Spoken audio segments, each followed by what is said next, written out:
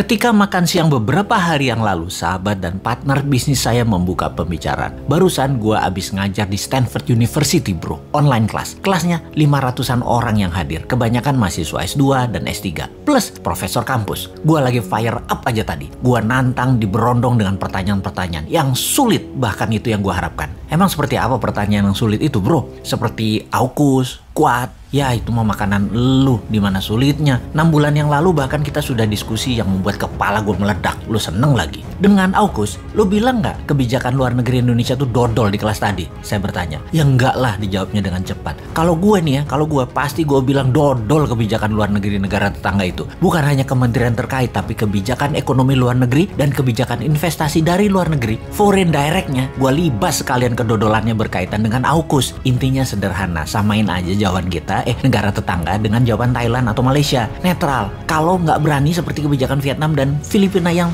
terus terang mendukung AUKUS.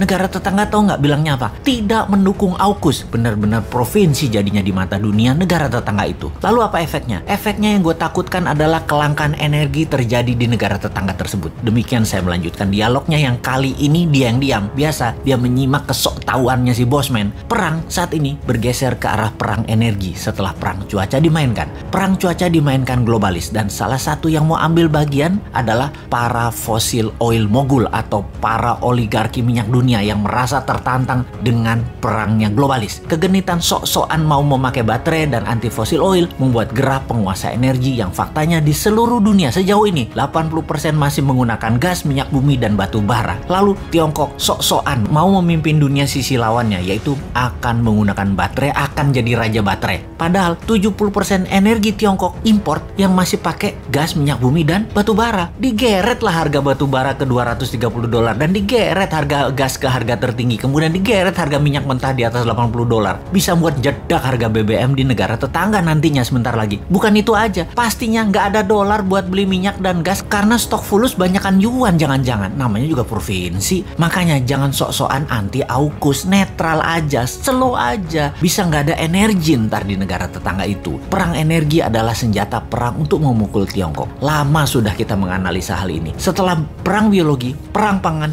perang cuaca, yaitu perang energi sekarang. Nanti berlanjut dengan perang teknologi seperti dihacknya sosmed WA, IG, dan FB baru-baru ini. Perang space atau angkasa atau satelit dan lain sebagainya yang telah kita urai banyak di video-video dan tulisan sebelum ini. Perang energi yang baru diluncurkan ini ada 2 front untuk mengepung Tiongkok. Satu lewat Timur Tengah, yang satu lewat Rusia. Rusia raja gas membuat harga gas naik ke $50 per MMBTU. Sementara di Timur Tengah dipimpin Saudi, oil dinaikkan ke atas $80 per barelnya. Mungkin ke 100. Strategi awalnya dengan mengepung dalam tanda kutip menyerang Eropa tapi minus Inggris. Inggris kan AUKUS. Yang efeknya beberapa negara Eropa mulai membunyikan alarm peringatan akibat hal ini. Perancis dan Spanyol menyebutkan kenaikan harga gas ini akan berdampak naiknya tarif dasar listrik yang berujung inflasi. Hal ini diperparah dengan Eropa yang sebentar lagi memasuki musim dingin, di mana kebutuhan akan gas meningkat pesat. Dalam krisis ini siapa yang memainkan? Ya bener, konconya Trump, si Putin Rusia itu bersama oligar petroleum Amerika yang di belakangnya Partai Republik yang pastinya gengnya Trump yang memainkan. Fakta lain lagi, Rusia merupakan supplier gas alam terbesar Eropa. Persentasinya lebih dari 43%. Di mana bulan lalu 40 anggota Parlemen Eropa telah menulis surat dan menuduh perusahaan Rusia Gazprom memanipulasi harga gas.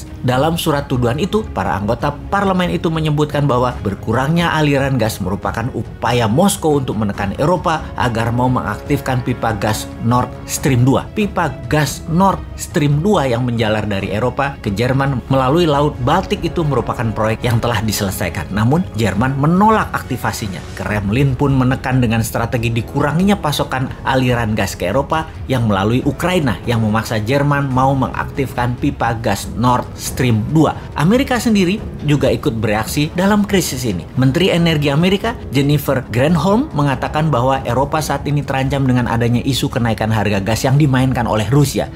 Bisa aja nih Amerika, padahal Amerika yang ngasih go ahead dan Amerika juga yang diuntungkan dengan seal gasnya yang masih berjibun. Di sisi seberang negara tetangga kita jadi punya kemungkinan akan terjadi kelangkaan energi karena efek kepungannya AUKUS beberapa bulan ke depan di tahun 2022. Itulah dodolnya karena menjadi provinsi Tiongkok. Semoga sekali lagi salah lagi nih analisa si Sontoloyo ini.